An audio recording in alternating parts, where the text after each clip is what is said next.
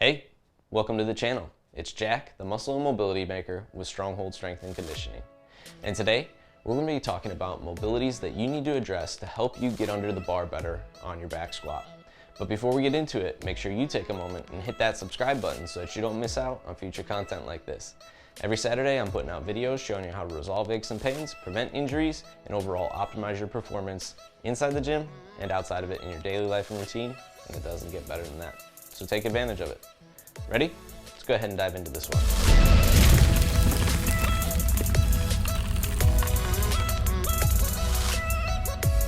All right, like I said, today we're going to be going over mobilities to help you get under the bar for your back squat better. So there's a couple faults that we're going to be looking at specifically here that are going to stand out that most people will struggle with if they have a few limitations in their mobility on their back squat. The first one that you're going to see is that wrist bent back position where the elbows will want to flare, which is the second part of that. Okay, so we're unable to really establish a grip on the bar when we're squatting. The elbow flaring back tells us a little bit as well. So the two areas that we really are going to be focused on addressing in this situation when we see the wrist breaking back to compensate and the elbows flaring back in an inability to actually get the shoulder in a good rotation is the thoracic spinal column, looking at the extension of the spinal column itself, and your internal rotation of your shoulder. If these two areas are lacking, those are likely the faults that you're going to see come out in your squat, and you will either have to push that grip wider or alter your grip altogether where you can't get quite a full grip on it if you're really lacking in these areas. So again, thoracic extension is a big one here. If we don't have the extension of the spinal column, my scapula are unable to retract the way that they really need to, and this pushes me into this rounded forward position. Now this can be a product of the weight itself as well. If you're lifting significant amounts of weight and your body is feeling that and pushing forward into that thoracic rounding, you're unable to actually keep your spinal column a little bit more in extension in that thoracic range. That could be part of the problem. You might have to rebuild to the point where you can hold better stability through your upper back and spine in that way. But if you lack the extension altogether, we just need to really open that up.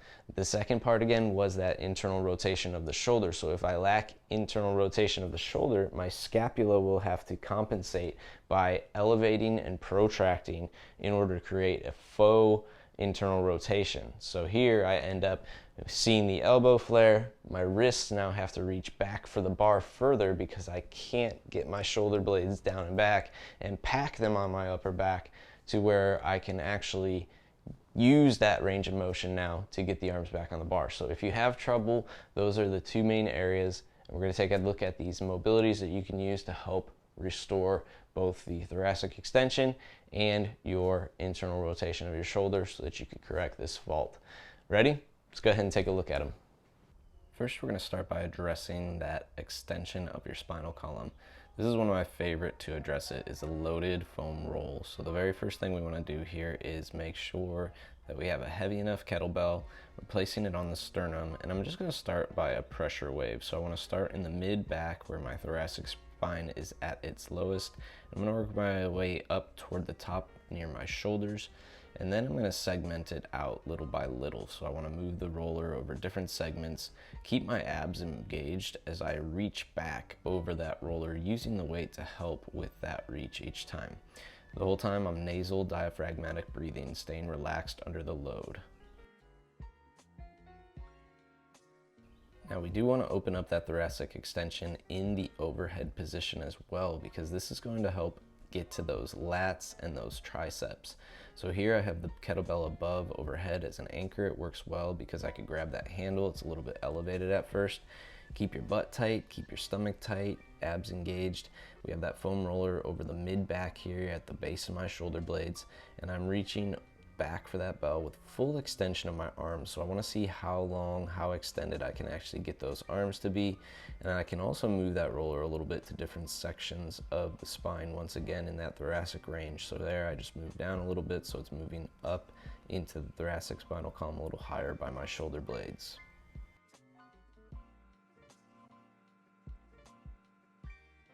This next one's a loaded butcher block, so we're going to take that barbell, elbows propped on a bench. I'm going to hold it nice and firmly in my grip here. I want to make sure my elbows are narrow to my wrists, so this allows me to actually get to my external rotation of my shoulder a little bit.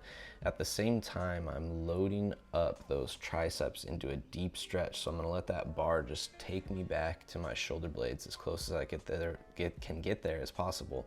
And again, keep a firm grip as you're holding here. Your head can go toward the bench. It can sink below the bench if you have the space there. So keep the abs tight. Make sure it's your back that is going into extension, your scapula that are moving into that down and back position. And just hold this one. Breathing, again, nasal, diaphragmatic. The more we can relax into these positions, the better.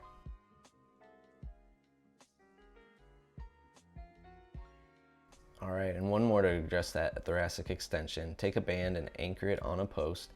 Now you can go hip to chest height depending on where your extension is at currently.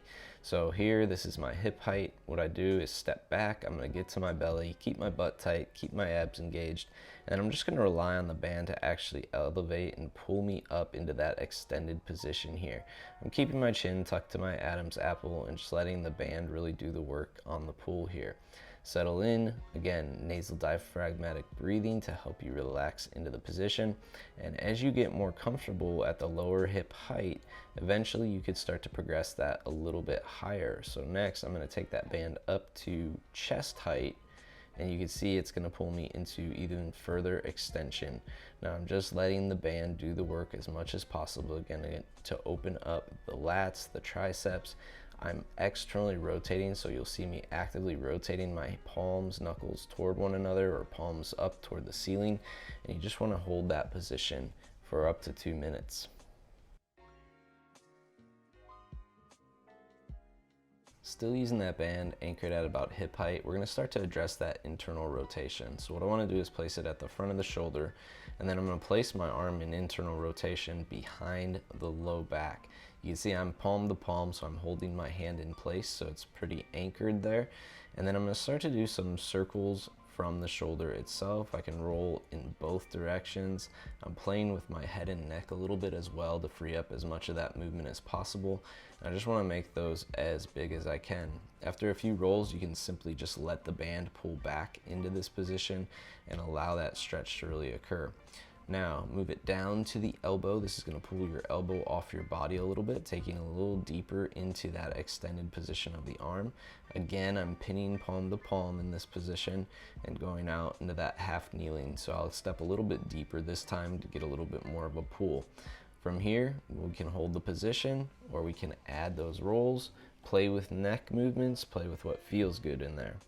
Lastly, we're going to take both hands into the band and then internally rotate at full extension. So I imagine my thumbs being down toward the floor, or even rotating further where the thumbs are actually pointing toward one another in that position. So rotating deep into that internal rotation, tight butt, tight stomach. So think of it as a core exercise at the same time, leaning out against that band and just allowing them to pull me into that deep extension, getting the scapula together.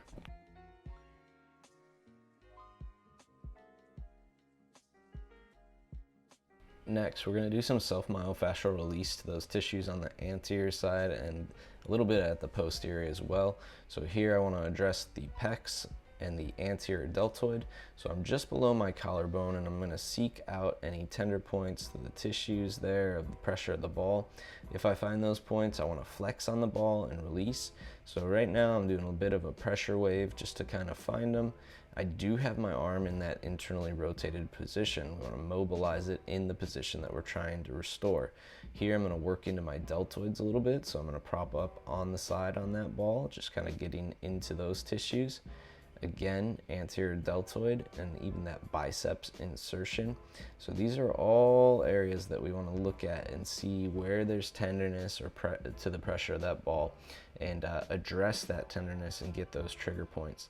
Then from there, what we're going to do is take it into the back of the armpit here, reaching up overhead once again, rotating my palm back behind me as I reach each time, and just kind of finding those tender points at the insertion of a lat there, reaching up pulling out, trying to stretch the arm to full extension. You'll likely get some snap, crackles, and pops going on, even up through the elbow some. So this can be a little bit of the tricep as well that inserts at that posterior shoulder.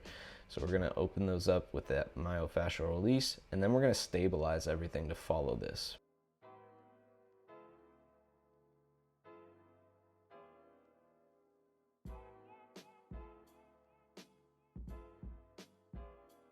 But before we get to that stabilization, I do have one more option for you. So this is Voodoo Floss, or mobility floss. If you've never used it before, it's a nice compression wrap that helps with self-myofascial release here.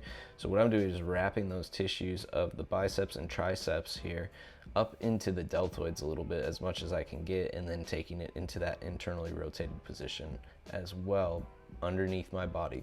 So this is important because it can help us restore those tissues that are a bit restricted through blood flow restriction and that self-myofascial release. Spend about 2 minutes just diaphragmatic breathing in this position, allowing yourself to settle in. I am pulling my scapula together. I am really opening my chest as much as possible, driving it back into the floor and opening up as much as I can while keeping my abs engaged. I want to make sure I'm not arching my back to allow this to happen. So my forearm is under my low back, reaching for the other arm, and I'm pinning it under there as I hold the abs tight, and then just breathing from there, trying to relax. You'll likely get a big pull at the front of your shoulder in this position.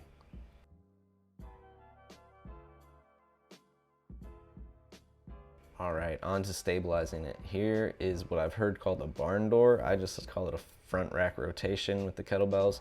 So you put the bells in the front rack position, and then we are opening them up so that they naturally act as if you were having a bar across the upper back of your shoulders there. You can see that I keep a good neutral wrist angle. I'm allowing the load of the kettlebell to actually pull me into that externally rotated position, and my elbows are actually forward. This is core work. You're gonna feel your abs, you're gonna feel your glutes. You need to keep everything engaged, and then you're using your upper back to pull into that position. So take your time, make sure you have that all braced well, and imagine yourself with that bar across your back when you open up those kettlebells, with the bells helping you rotate into a better position. And another one of my favorites is actually the deep squat. They're a wall slide. So here I'm doing a little bit of a W shape, and I'm really focused on keeping my forearms against the wall. Now, if you have more wall, you can actually fully extend those arms up overhead. I don't, so I'm just doing the small, low range here. So pulling down and pulling deep, really for your back squat, that's what we want anyhow. So keeping the forearms against the wall as deep as you can, pulling your elbows to your ribs. You'll feel your upper back once again flexing into the wall if you're doing this right, keeping your head and butt in the corner there. All right, and there you have it. The mobilities you need to address to help you get under the bar better for your back squat, so you can actually grip that bar and solidify your core overall, improving your shoulder mobility at the same time. If you like this video, make sure you let me know by clicking that big thumbs up down below, and take a moment to share this one with a friend if you see them squatting with those wrists bent back, elbows flared out, a little bit rounded in the upper back. This video is perfect for them, so pass it along their way. Make sure they get the help that they need. If you're somebody who struggles with training aches and injuries, maybe it's more of an actual painful thing, you're getting pressure in the elbows, you have pressure at the shoulders, and you can't quite figure out how to resolve those and you want some direct help, what I want you to do right now is drop down below in the description to fill out a coaching application and schedule your mobility blueprint call. This is our opportunity to get on a Zoom call together so I can put you through a bit of an assessment, gather all the information I need to tailor a program specific to your needs, and lay that all out for you in full detail so we can get you moving forward in the right direction with your mobility. So take a moment right now, fill out that coaching application if that sounds like you, and let's get you going. Last but not least, if you have not already, make sure you take a moment and hit that subscribe button so that you don't miss out on future content like this. Every Saturday, I'm putting out videos showing how to resolve aches and pains, prevent injuries, and overall optimize your performance inside the gym and outside of it in your daily life and routine. It does not get better than that. Welcome to the Stronghold Army. We'll see you next week.